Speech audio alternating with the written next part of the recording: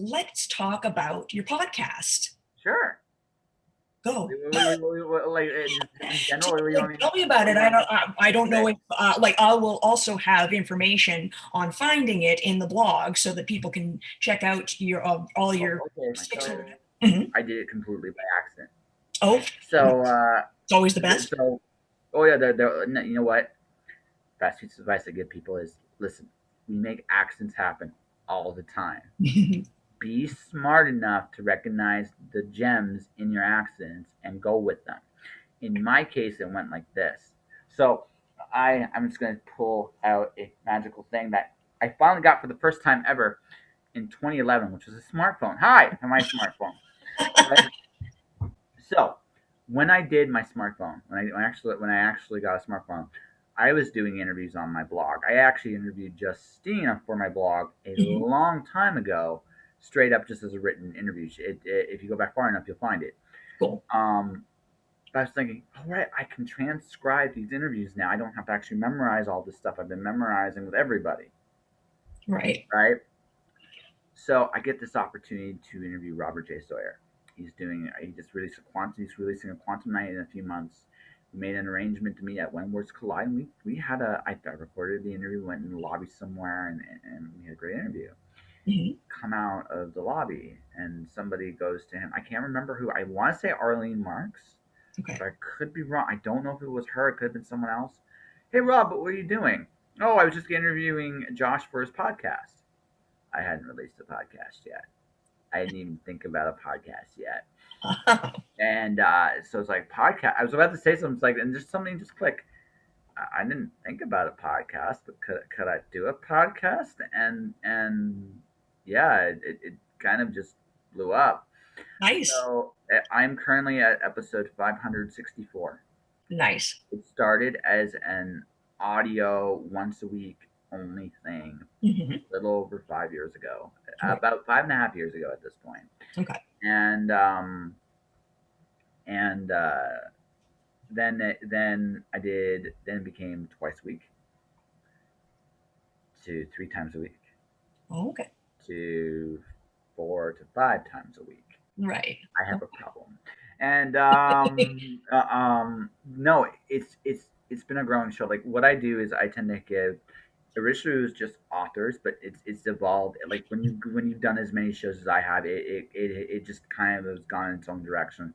Yeah. I've interviewed authors, politicians, pro wrestlers, illustrators, comic book creators, streamers, actors, actresses, musicians. Like it's a creative podcast where I just do these casual conversations about life, the universe, and everything. I've Mm. had conversations about glitter. I've had conversations about PTSD. I've had conversations about. I interviewed JD Estrada, who's a writer, poet, and musician in his own right. He had a banana. He called himself Double Banana. So he's got this like banana sidekick that you could actually and he had one with like a skull and it's like its short name is BOD. So hey JD, if you're listening to this, cool. How you doing? And so I do that. I interview people, and then on weekends I usually do what I call drink and draws, where I'll actually have illustrators come on and I draw with them. I've been teaching myself how to illustrate stuff for the last 4 or 5 months. Okay. It's really cool when you get people that work at Warner Brothers, and you get people that worked on Game of Thrones, people that have actually like done some really big shit. It's like, you want to draw with me? Yeah, sure, I'll draw. Cool, it's fun because I learn so much. And again, I wouldn't call myself good at this point, but my expressions have gotten better. I'm definitely better than when I started. This month I finally started playing with color, which is Oh, ought to be good. yes. I've sold 2 pieces so far, which I never, again, if you had told me at the start of this year that I would have actually sold art, I would have laughed at you. But here I am. I've already sold 2 pieces in. So Awesome. that's this is all as a result of the podcast. Yeah. Guest I've look so a big author guest I've had in the past: Mhm. Kelly Armstrong, Spider Robinson, Fonda Lee, Robert Sawyer. I've mentioned already. There's a couple other pretty big names on that list too. Dave Butler, Charles DeLint. I mean, I've had some pretty cool names show up on my show, and I've had some great conversations. Probably the wildest one I ever had was Julie Trineda. It started with Julie Trineda.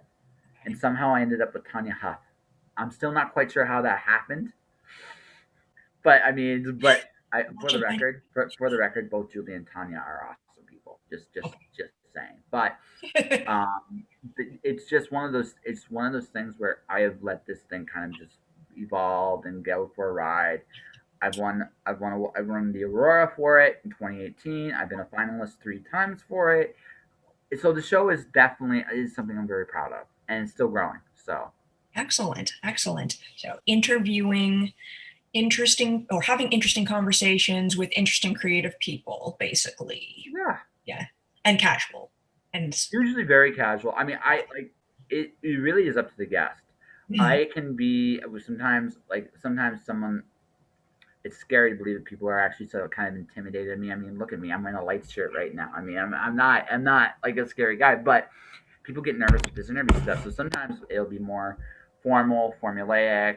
I don't prep with questions so much anymore Mhm. because I've just done so many that Yeah. it's just like I don't like. And the things, but the thing that fascinates again, going back to something that we said earlier, Mhm. people are fascinating, Yeah. and it's interesting to hear all these stories of all these like incredibly cool people Yeah. that have done just this amazing stuff, and for the most part most of them don't even realize how awesome they are. I think that's the best thing about the show Yeah. is it's like what are you doing here and how did I get like there is that little bit of like wow you're here right and that's such a cool thing. You should Awesome. come on my show actually. I haven't had you on my show yet. You want to come Oh, on? sure. Okay, we'll talk about that after yeah. All right, perfect. Okay, so you've talked a little bit about this already, but what is next for you before I turn to my typical questions that I ask everybody in my 13 Horrifically Silly Days of Halloween series? So it's so June 15th, something really good happens to me. By the Okay. time this airs, this book is going to be nominated for from the Science Fiction Poetry Association for the Elgin Award this year. It's a chapbook. It's written by yours truly, illustrated by Kenzie Caro, called Alice One.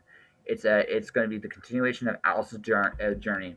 The Queen of Hearts is on the run from Alice after Alice escapes the institution, and to escape, she goes into the underworld, and there along the way, Alice meets Jason, as in Jason of the heroes, but Okay. they both want the same thing, but only one of them can have it. So to settle things, they must do what they did in Wonderland, play croquet in the underworld, right? And in the underworld, however, I gotta say, it's not gonna be like any game of croquet you've ever seen because it's also in a labyrinth. It's also in the labyrinth, and where the ball goes, they must follow, which is going to be very, very, very interesting. Cool. So, if you like some Greek monsters, some Wonderland hijinks, and do remember there is a certain Cheshire visitor inside her head as well. So he'll probably show up from he or she, actually in this case, will Okay. show up from time to time as well. It's going to be written by yours truly. Kenzie has tentatively said yes to illustrating this again. I'm at some point very soon. I'm going to be going to her. Hey, Kenzie, can I work with you again? And she's already kind of said yes, but we'll actually have to do the business end of it, which is totally fine. Like I expect like one, she did such a really good job on the first book. I do expect I'm going to pay her more money this time. Yeah. Yeah. And second, she deserves it. Like she really really does. So that'll be the for immediate. I have another novel in development I haven't told you about yet. It's Parallel Universe Dragon Slaying. Ooh. It's But slaying. it's Parker meets Quantum Leap is what this is. Okay. Do you know Parker? No, Quantum Leap, of course, but yeah. Okay, you probably do. Did you ever see the movie Payback by Mel Gibson? I didn't see it. Of course, I know it of it, but no, I Did you ever see Jason Statham's Parker? no. It's I the same tend not to character. those movies. Yeah. So Parker is an old crime novel character. Okay. What he was, he's a thug. Like he's not necessarily a good person, but he has this incredible code of honor. So my main character, her name's Corey. She's a fallen knight of the round. I turned the knight in the round into like knights of the round table into like the most evilest villains ever, right? And they rule each of them has their own like little quadrant of a parallel universe, and they Okay. have like a dragon that controls that for them, kind of like their lieutenant. Okay. He's going around slaying them. and Okay. also in so doing trying to become a good person. So it's parallel universe dragon slaying, and it's kind of I've had a blast. She's a night witch. I don't know if you know the story of the night witches. Do you? I don't think so. The night witches were a Russian army, No. airborne No, Russian no, air. don't know this. Yeah. Yeah, Okay. so they were a Russian Air Force, all female Russian Air Force Oh, during World War II. They had like literally the worst planes. They had these wooden planes that are right that couldn't fly for shit. However, they were incredibly maneuverable. So what they did was they would bombard the enemy at night. You would hear the Nazis would hear the Western because of wooden they couldn't see them, and not at night. So right. so you hear this whistle in the wind, and the witches would just bomb you. And they were literally probably Russia's most successful like force. Terrific. Period. So I Wow. mean, they are like you want to I've always had a theory by why Russian women were so tough and because like I know a few Russian women, they're incredibly tough women. And where they come from, holy shit! Like these women were badasses. Like legitimately, the fact that Russia never rewarded the medals for what they did is actually a travesty. But they have an incredible history, and so I reimagined that slightly. The Night Witches are fighting the Knights of the Round in like this like little war.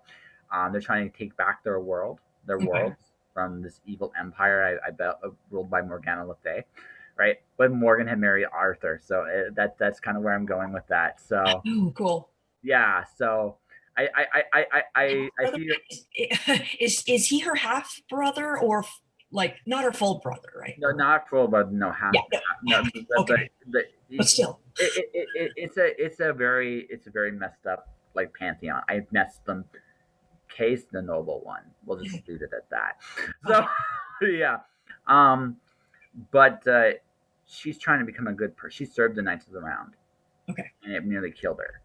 So now she's trying to become this good person again. And the Parker relation to her is, well, I don't know if I can become a good person again, but I can become an honest one.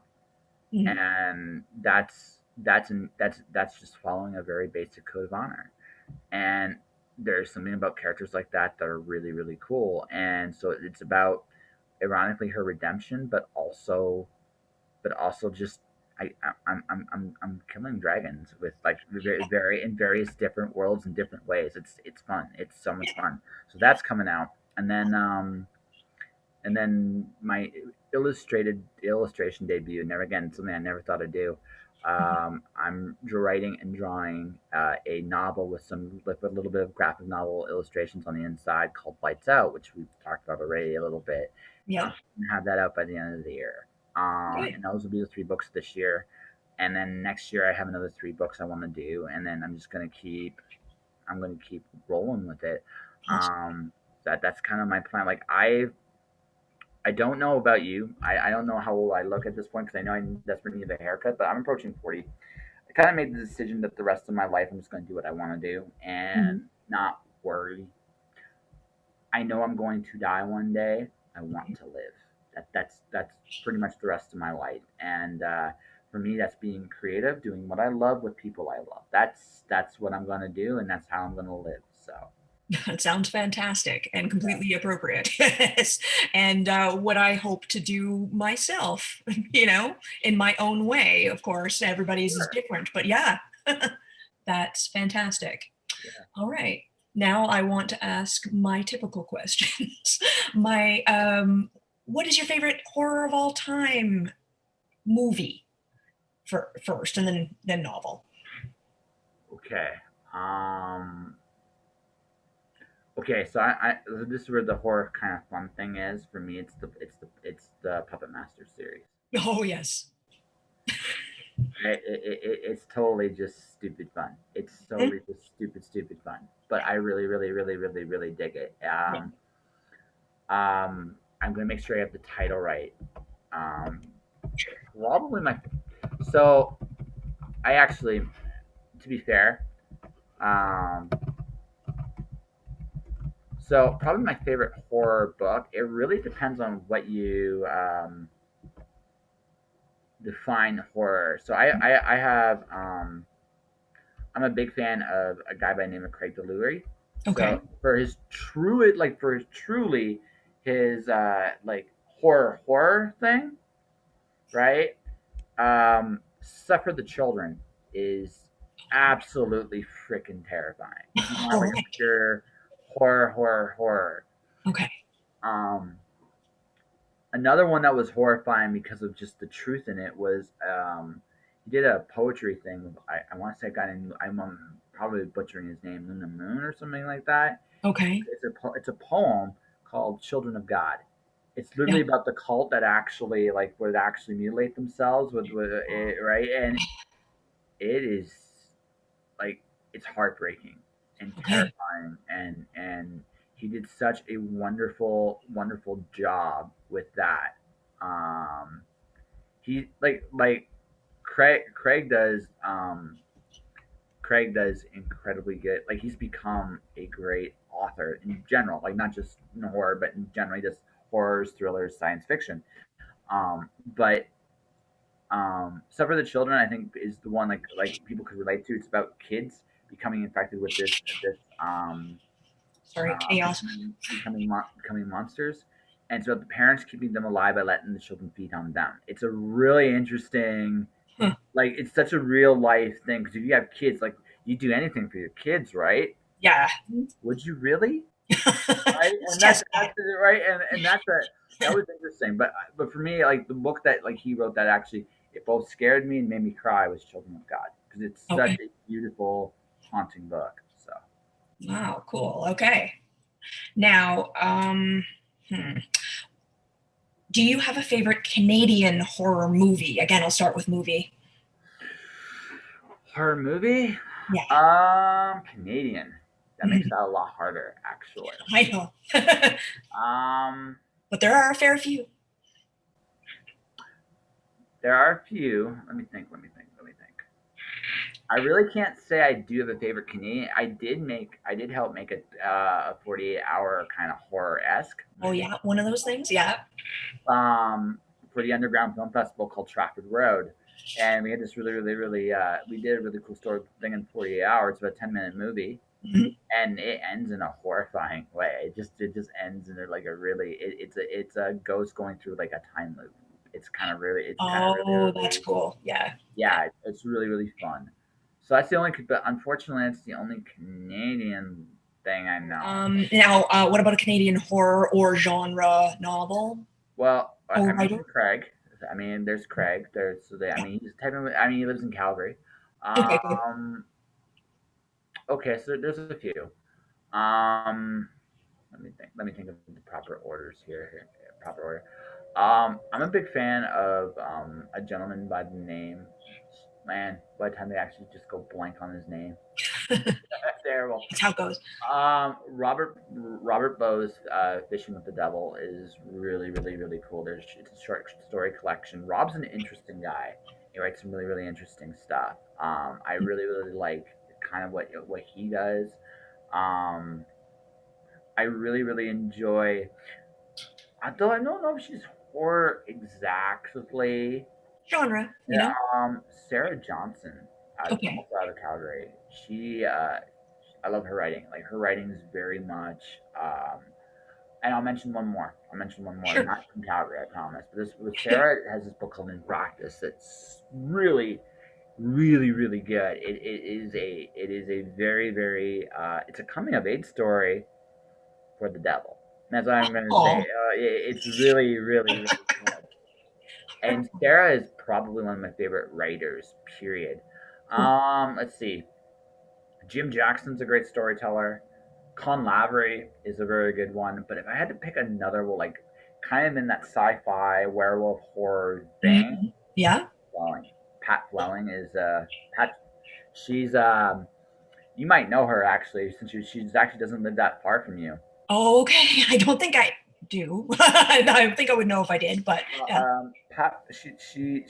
My nickname for her is Sarcastica. She's one of my favorite. Like she's legitimately one of the sweetest people you ever meet. But she wrote this series for gosh, not Edge. The other one. What's the other publisher in Alberta?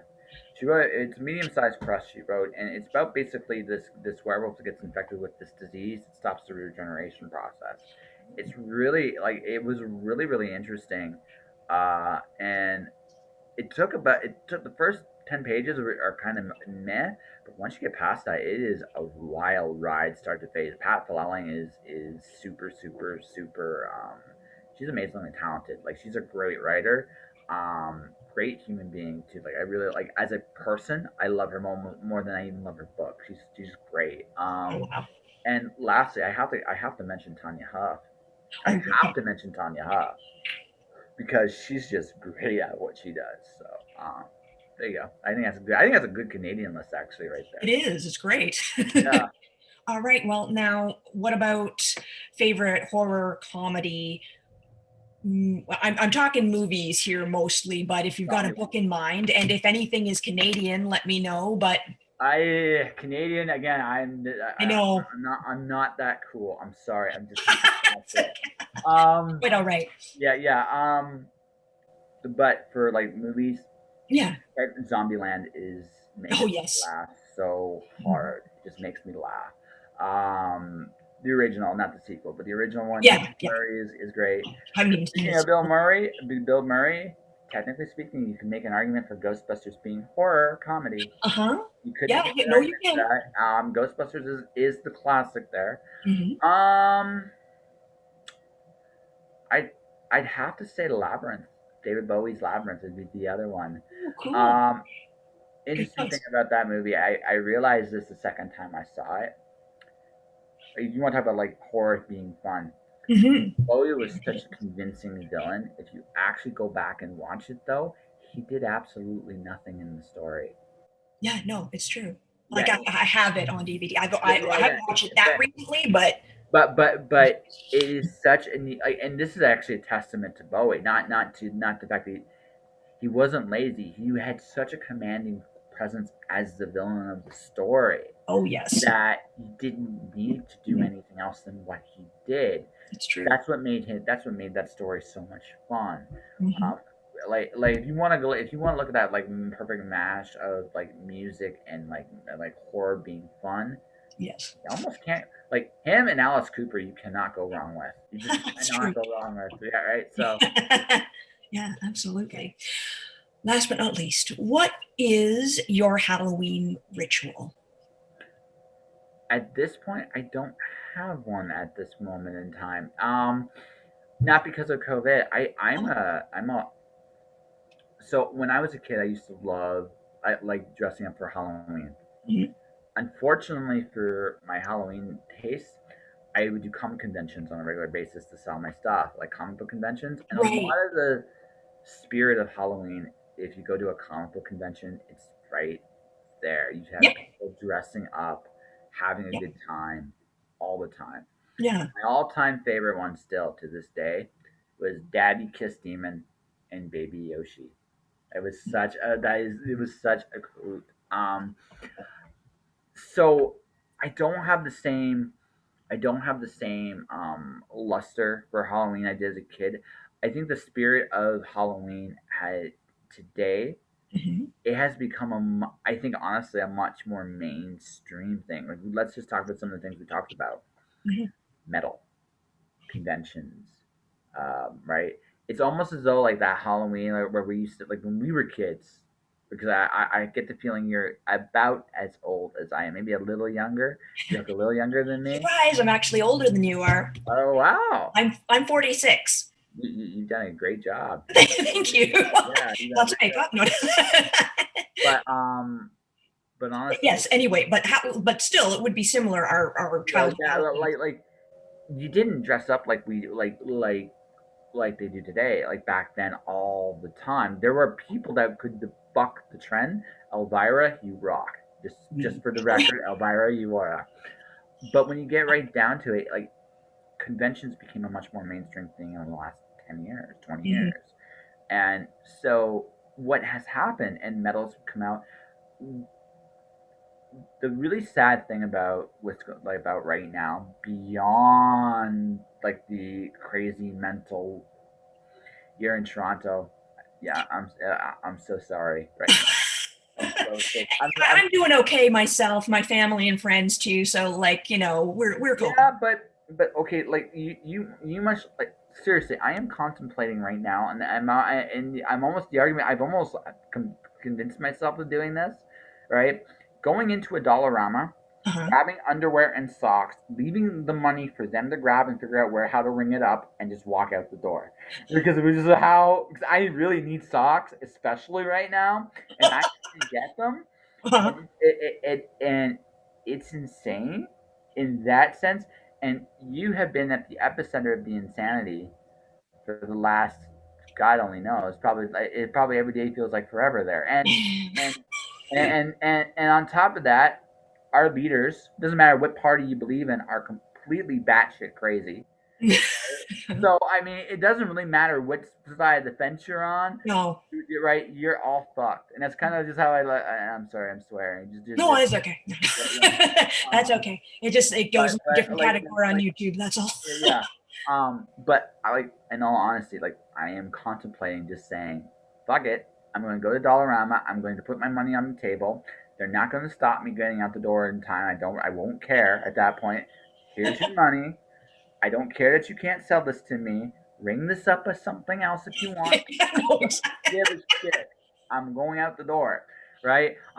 You can ban me for life because I promise you I never want to come back here anyway. So, Right. right, I don't care, and that's where that's where we've come to the last Yeah. little bit. It's a strange place.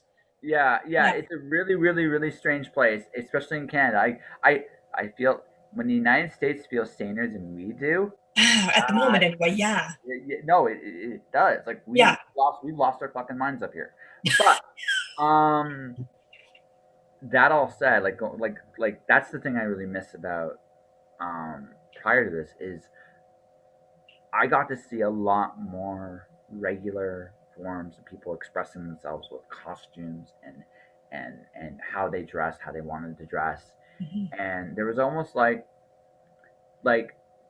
I got to that point in my life where I just realized that I had no idea what normal was, and probably inherently that's a good thing. So I kind of felt like that spirit of Halloween has kind of become a normal part of life in the best possible way. Yeah. So I don't know that I don't really feel anymore, or at least then for sure, I don't feel anymore that the spirit of Halloween was as necessary. I'm just don't get me wrong. Giving candy to kids is still fun. Giving them all sugar high to their parents when it's all said and done is amazing.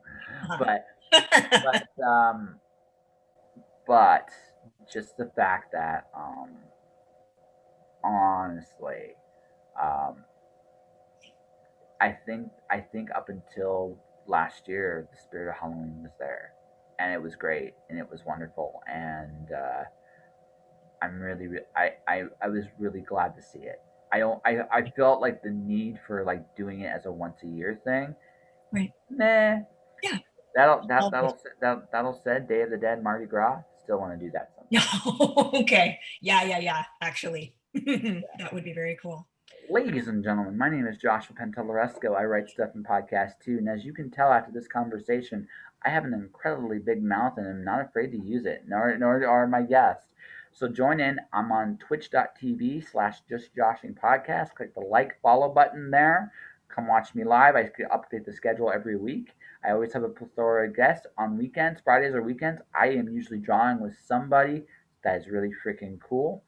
You get to watch me progress as an artist live. You can come in on the show and ask questions to make it part of the show. It doesn't matter. It's always good fun.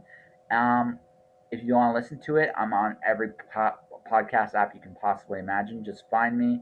By the time this airs, I'll be probably over 600 episodes. So that's just to give an idea. Um, my books are available on Amazon. Just look me up, Joshua Pantalleresco. I have currently, as of this interview, I'll have 5. By the time this airs, might be 6 for sure, maybe 7.